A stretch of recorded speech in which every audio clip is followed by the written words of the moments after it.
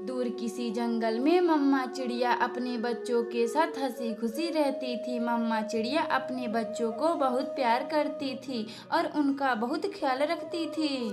मम्मा, मुझे एक बुढ़िया का बाल खाना है। आते वक्त आप मेरे लिए बुढ़िया का बाल लेते आइएगा। मम्मा, मुझे भी जो कुकू कह रहा है वही खाना है। कुकू और गुड़िया, आप लोग चिंता ना करें, मैं आते वक्त बुढ़िया का बाल लेते आऊंगी। मम्मा चिड़िया के घर में कोई काम करने वाला ना था। बहुत पहले पापा चिड़िया का देहांत हो गया था। उस दिन से सारा भार मम्मा चिड़िया पर आ गया था। बच्चों, मैं अब काम पर जा रही हूँ। आप लोग अपना ख्याल रखिएगा और खिड़की के बाहर ना देखिएगा। मम्मा चिड़िया फिर काम करने उल्लू जमींदार के पास जाती है। गुड़िया दीदी, क्यों ना हम लोग फुटबॉल खेलते हैं? मम्मा भी नहीं है, हम घर में रहते रहते बोर हो रहे हैं। ठीक है कुकू मेरे भाई, चलो हम लोग बाहर फुटबॉल खेलते हैं।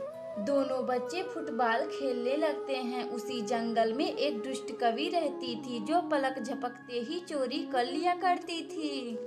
गौरी जी, बहुत दिन हो गए, हमने एक भी बच्चे अभी तक नहीं बेचे। कालू जी, हाँ, हम लोगों के डर से सभी पक्षी अपने बच्चों को अच्छे से ख्याल रख रहे हैं। गौरी जी, हाँ, आपके डर से सभी पक्षी अपने बच्चों का अच्छे से ख्याल रख रहे हैं। कालू जी, अब मैं चोरी करने रानू चिड़िया के घर जा रही हूँ। अभी कुछ हफ्ते पहले रानू चिड़िया ने अंडे दिए थे। अब उसके बच्चे काफी बड़े हो चुके होंगे। गौरी जी, हाँ, आप तो बहुत अच्छी बात बोली हैं। आप जाइए उन बच्चों को चुरा लीजिए। गौरी कवि फिर रानू चिड़िया के दरवाजे पर जाती है। कोई है घर में? कोई है? जंगल में बहुत बड़ा मेला लगा हुआ है। हमारी मम्मा बाहर गई हैं, ताला लगाकर हम नहीं आ सकते। ठीक है, तुम अपनी मम्मा से कल बोल देना कि वह ताला लगाकर नहीं जाएंगी। ठीक है, हम मम्मा से बोल देंगे। गौरी कवि फिर चली जाती है। शाम को जब मम्मा चिड़िया अपने घर आती है तो बच्चे मेले के बारे में पूछने लगते हैं।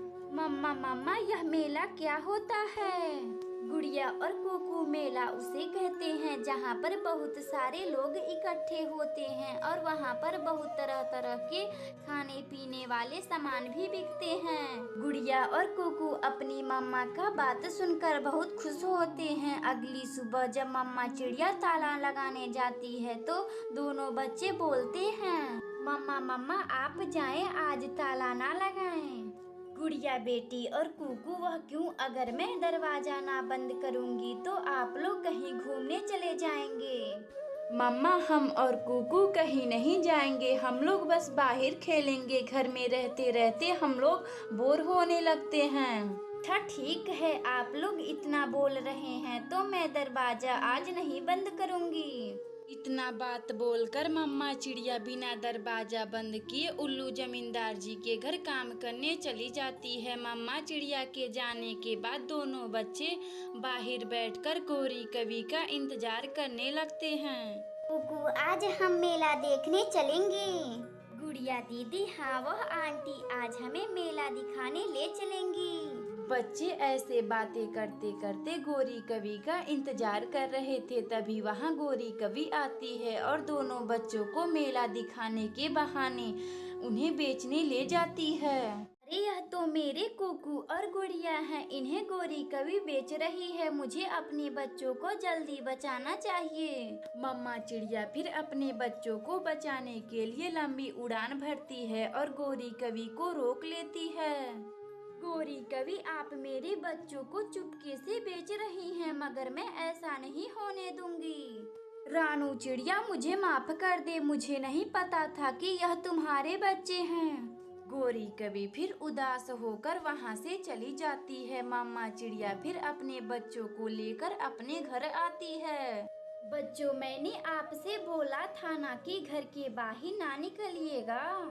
मम्मा मुझे माफ कर दे, अब मैं अनजान के साथ कहीं नहीं जाऊंगी। मम्मा मुझे माफ कर दें।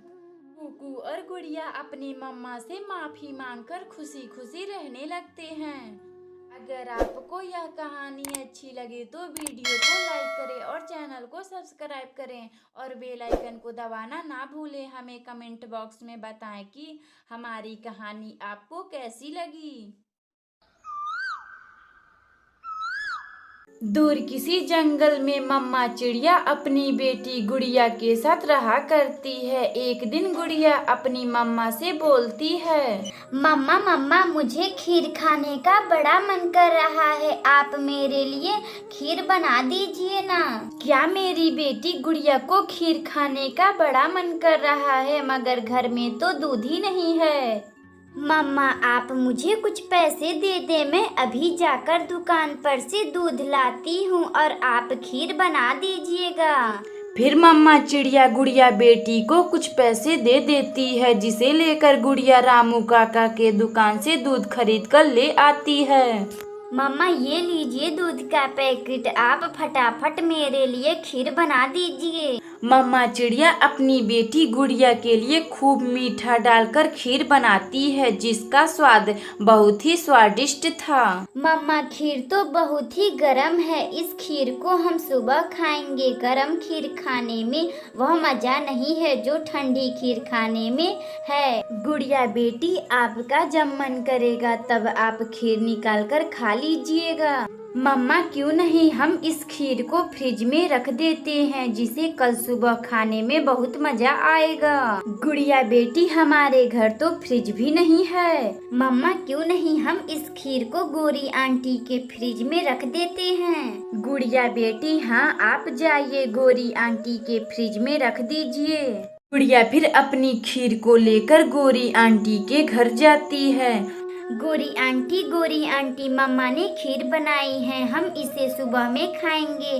ठंडा खीर तो खाने में बहुत ही मजा आता है, आप इसे फ्रिज में रख दीजिए।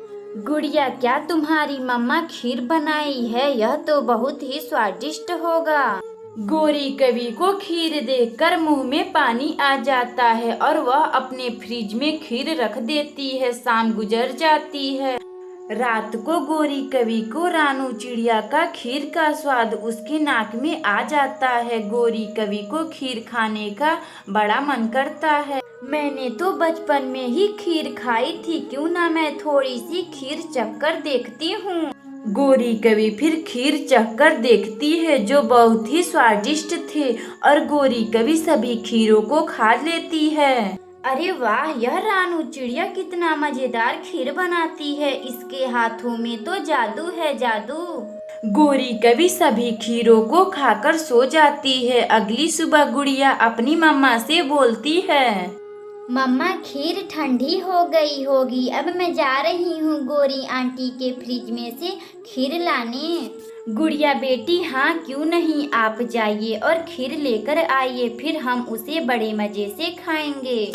गुड़िया चिड़िया फिर गोरी कवि के पास जाती है। गोरी आंटी जी मेरी खीर ठंडी हो गई होगी, आप मुझे मेरा खीर दे दीजिए, हम उसे बड़ी मजे से खाएंगे। खीर कैसी खीर, वह तो मैंने खा गई है, फ्रिज में रखने का किराया समझकर। गोरी आंटी वह खीर मेरी मम्मा मेरे लिए बनाई थी, आप उसे खा ली हैं। गुड़िया वह तो मैं खीर खा ली हूँ, तुम जाकर अपनी मम्मा से बोलकर दूसरा खीर बनवा लो। गुड़िया फिर वापस अपने घर आती है और पूरी बात अपनी मम्मा को बताती है। गुड़िया बेटी आप चिंता ना करें, मैं अभी खीर बना देती हूँ। रानू चिड़िया फिर अपनी बेटी गुड़िया के लिए खीर बनाती है, जो बहुत ही स्वादिष्ट था। गुड़िया बेटी ये लीजिए अपना खीर, आप इसे खाकर बताएं कि यह खीर कैसी बनी है। गुड़िया चिड़िया खीर खाती है, जो बहुत ही स्वादिष्ट था, और गुड़िया अपनी मम्मा की तारीफ करने लगती है। उस दिन से गुड़िया चिड़िया और रानू चिड़िया खुशी खुशी रहने लगती हैं। अगर आपको यह कहानी अच्छी लगे तो वीडियो को लाइक करें और चैनल को सब्सक्राइब करें और बेल आइकन को दबाना ना भूलें। हमें कमेंट बॉक्स में बताएं कि हमारी कहानी आपको कैसी लगी। रानू चिड़िया का बेटा कुक्कू और गोरी कवि का बेटा जग्गू बहुत शरारती थे। वह सब नदी के किनारे बैठे हुए थे। मम्मा मम्मा मुझे कुल्फी खानी है। मेरे प्यारे बेटे जग्गू, अभी तो तुमने कुछ ही देर पहले कुल्फी खाई थी। मेरे पास फिर से इतने पैसे नहीं हैं कि मैं तेरे लिए फिर से कुल्फी दिलवा सकूं। जाओ मम्मा, मैं आपसे बात नहीं करूँगा गंदी मम्मा। जग्गू फिर अपनी मम्मा गौरी कवि से ऐसा बोलकर खेलने के लिए कुक्कू के पास चला जाता है। रानू चिड़िया, तुम्हारा बेटा कुक्कू कितना समझदार है। वह सुबह से कुछ भी नहीं खाने के लिए कहा है और अपनी मम्मा से कभी पैसे भी नहीं मांगता है। गौरी जी, सबके बच्चे तंग करते हैं, मेरा कुक्कू भी कोई कम नहीं है। अभी कुछ दिन पहले ही दूध खौलता हुआ कुक्कू घर में गिरा देता है। गौरी जी, क्यों ना हम लोग अपने बच्चों को कुछ दिनों के लिए बदल देते हैं। आप मेरे कुक्कू के साथ रह लीजिएगा और मैं जग्गू के साथ रह लूंगी।